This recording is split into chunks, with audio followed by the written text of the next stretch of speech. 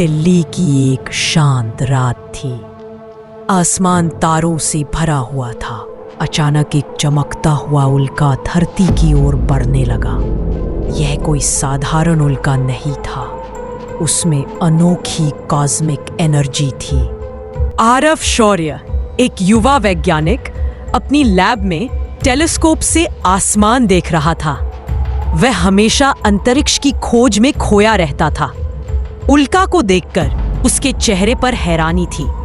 उसने बुदबुदाया, "ये ऊर्जा, ये सामान्य नहीं हो सकती।" कुछ ही देर बाद उल्का जमीन से टकराया। एक जबरदस्त धमाका हुआ और नीली रोशनी चारों तरफ फैल गई। आरव उस ऊर्जा में गिर गया। उसकी आंखें नीली चमकने लगी, नसों में बिजली दौड़ने लगी और उसके शरीर में अजीब शक्ति समा गई।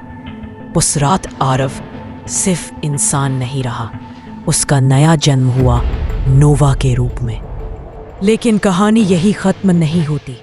दूर साइबेरिया की बर्फीली जमीन पर वैज्ञानिक डॉक्टर व्योमकाल एक खतरनाक प्रयोग कर रहा था। वह ब्लैक होल की शक्ति को नियंत्रित करना चाहता था, मगर प्रयोग असफल हुआ।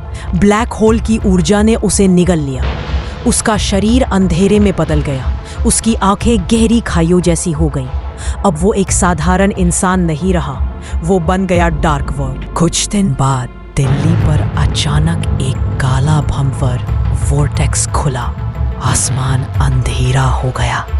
लोग चीखते चिल्लाते भाग रहे थे।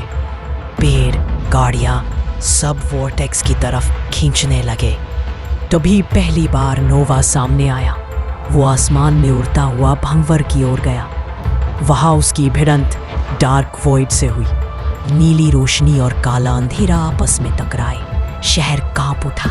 डार्क वॉइड गरजते हुए बोला, "तू तारे से जन्मा है और मैं तुझे अंधेरे में मिटा दूंगा।" नोवा ने अपनी पूरी ताकत से जवाब दिया, "मैं अब सिर्फ आरव नहीं हूँ, मैं नोवा हूँ।" उसका पहला नोवा ब्लास्ट फूटा। नीली रोशनी ने अंधेरे को पीछे धकेल दिया। भंवर टूट गया और शहर बच गया। सुबह की रोशनी में दिल्ली फिर से जागी। लोग नहीं जानते थे कि उन्हें किसने बचाया, लेकिन आसमान में अब एक नया नाम था, नोवा, द स्टारबॉर्न हीरो। और ये तो बस शुरुआत थी।